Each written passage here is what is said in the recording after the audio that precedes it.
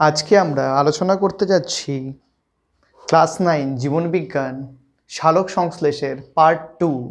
আমরা আগের ভিডিওতে আলোচনা করেছিলাম আলোক নির্ভর দশা, যা কিনা ক্লোরোফিলের গ্রানার মধ্যে হয়। এবার আমরা আলোচনা করতে যাচ্ছি আলোক নিরপেক্ষ দশা। আলোক নিরপেক্ষ দশা কথার অর্থ কী আছে? যেই দশায় সূর্যালোকের কোনো প্রয়োজন হয় না, একে আলোক নিরপেক্ষ দশা বা অন্ধকার দশা দুই বলা যায়। এটি ক্লোরোপ্লাস্টের স্ট্রোমা অঞ্চলে সংঘটিত হয়। 1905 খ্রিস্টাব্দে বিজ্ঞানী ব্ল্যাকম্যান প্রথম এই দশাটি লক্ষ্য করেছিলেন। দেখে অনেকে এই বিক্রিয়াকে ব্ল্যাকম্যান বিক্রিয়া বলে। Point to be noted, Blackman বিক্রিয়া কাকে বলে? আলোক নিরপেক্ষ দশাকে ব্ল্যাকম্যান বিক্রিয়া বলে। আবার বিজ্ঞানী কেলভিন এই বিক্রিয়ার ধাপগুলি পরপর কি কি ধাপ হয় এই বিক্রিয়ার সময় সেটার ব্যাখ্যা দিয়েছিল। এই জন্য অনেকে এই অন্ধকার দশাকে বা আলোক নিরপেক্ষ দশাকে কেলভিন চক্রও বলে থাকে।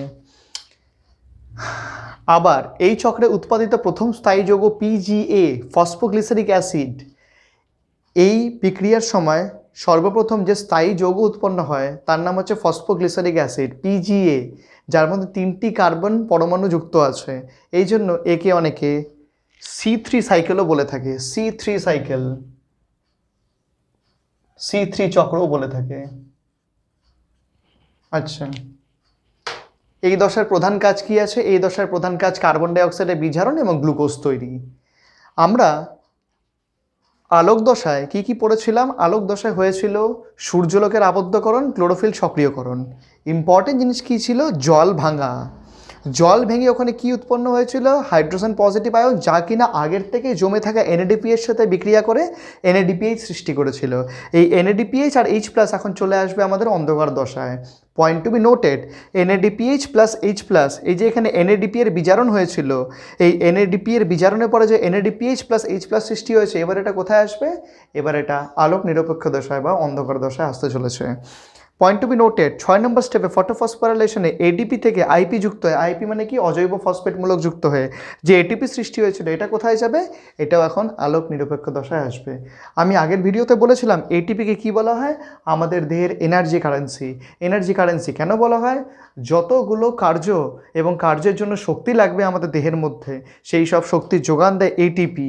ATP অণু ভাঙলে শক্তি উৎপাদিত হয় আমাদের দেহে, এই জন্য একে বলা হয় এনার্জি কারেন্সি। তো এটা তো আলোক নিরপেক্ষ দশা, এখানে তো সূর্যালোক নেই, এখানে তো শক্তির কোনো প্রশ্নই আসে না। তো এই সম্পূর্ণ বিক্রিয়া করার জন্য যে শক্তিটা লাগবে, শক্তির যোগান কে দেবে? ATP। এবার আমরা কেলভিন সাইকেলের বিভিন্ন ধাপগুলো পড়ব। এই কেলভিন সাইকেল শুরু হয় RUBP দিয়ে। তাহলে মনে রাখতে হবে যে সালোক সংশ্লেষ হওয়ার জন্য আগের থেকে গাছের মধ্যে কী কী থাকতে হবে।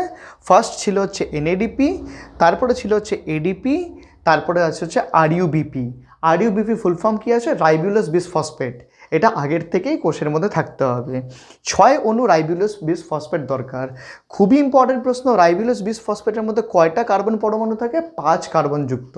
তাহলে 5 6 30 কার্বনের দরকার হচ্ছে, প্লাস 6 অণু কার্বন ডাইঅক্সাইড বাইরের থেকে নেওয়া হচ্ছে। আমি শুরুতেই বলেছিলাম সালোক সংশ্লেষের সময় কী কী দরকার? ক্লোরোফিল দরকার, জল দরকার, কার্বন ডাইঅক্সাইড।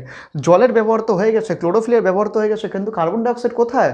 কার্বন ডাইঅক্সাইডের তো এখনও ব্যবহারই হয়নি। এই কার্বন ডাইঅক্সাইডের ব্যবহার প্রথম শুরু হলো প্রথম ধাপে অন্ধকার দশার।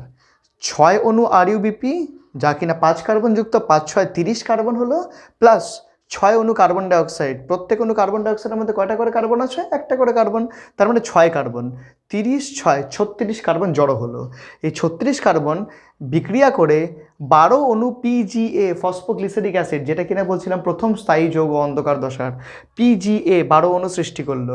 আর PGA কী করে মনে রাখবে? এর মধ্যে কত কার্বন আছে?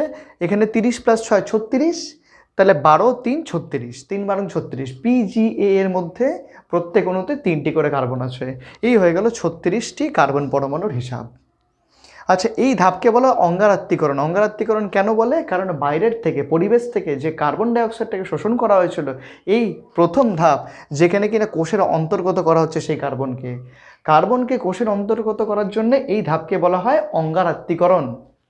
নেক্সট, এই 12 অণু PGA যে আলোক দশা থেকে ATP আসছিল, আলোক দশা থেকে NADPH আসছিল, এর সাথে বিক্রিয়া করবে। এবার ATP বিক্রিয়া করে ADP আবার বেরিয়ে চলে যাবে। ADP প্রথমে ছিল, আবার ADP হয়ে গেল, আবার NADPH প্লাস H+, ও বিজারিত হয়েছিল আলোক দশায়, এনএডিপি এর বিজারণ হয়েছিল, বিজারণ হয়ে এটা সৃষ্টি করেছিল। এখানে আবার জারণ হবে, জারণ হবে মানে কি এনএডিপিএইচ থেকে এইচ বেরিয়ে যাবে, আবার এনএডিপি হয়ে এখান থেকে চলে যাবে, পাতার মধ্যে গিয়ে সঞ্চিত হয়ে যাবে। তো এখানে সেই যে এনএডিপিএইচ আর এটিপি আসছিল এখান থেকে, মানে আলোক দশা থেকে, সেটা বিক্রিয়া করে এডিপি আর এনএডিপিতে কনভার্ট হয়ে এখান থেকে বেরিয়ে যাচ্ছে। আর সৃষ্টি করে যাচ্ছে কি 12 অণু পিজিএএলডি, ফসফোগ্লিসারিল ডিহাইড, ফসফোগ্লিসারিক অ্যাসিড থেকে ফসফোগ্লিসারিল ডিহাইড। নাম থেকে বুঝতে পারছো কার্বক্সিলিক অ্যাসিড থেকে অ্যালডিহাইড সৃষ্টি হচ্ছে। তোমরা নিশ্চয়ই জানো কার্বক্সিলিক অ্যাসিড কাকে বলে, জৈব অ্যাসিড মানেই কার্বক্সিলিক অ্যাসিড হয়। তো এটা একটা কার্বক্সিলিক অ্যাসিড আছে, আর এটা কি আছে, অ্যালডিহাইড আছে, এটাও একটা জৈব যৌগ। আচ্ছা, এই জৈব যৌগের মধ্যে কার্বন পরমাণু কয়টা আছে? ওই 3 কার্বন যুক্ত, কারণ 3 বারণ 36 থেকে 3 বারণ 36ই হচ্ছে। এইবার মজার বিষয়, এবার টুইস্ট, এবার 12 অণু পিজিএলডি আমাদের কাজে লাগে না। 12 অণু পিজিএলডি থেকে 10 অণু পিজিএলডি আলাদা রাস্তায় চলে যায়, 2 অণু পিজিএলডি আলাদা রাস্তায় চলে যায়।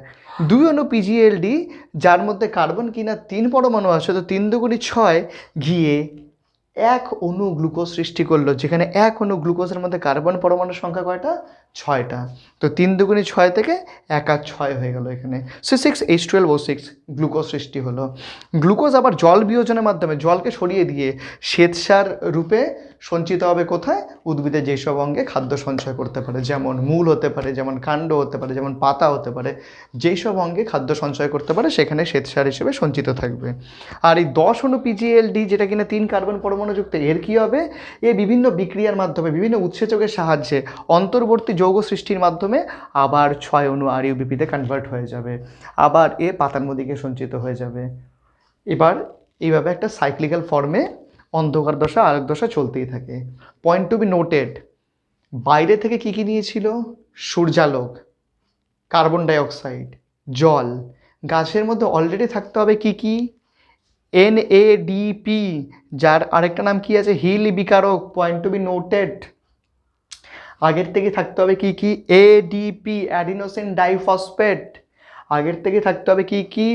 6 অণু RUBP, রাইবোলোজ বিসফসফেট। এই 3টা যদি আগের থেকেই না থাকে তাহলে কিন্তু এই বিক্রিয়াগুলো ব্যাহত হবে, বিক্রিয়াগুলো ঠিকমতো হবে না। যদি এই ভিডিও দেখার পরে কোনো ডাউট থেকে, কোনো প্রশ্ন থাকে তোমাদের মাথায়, আমাকে অবশ্যই জানাবে।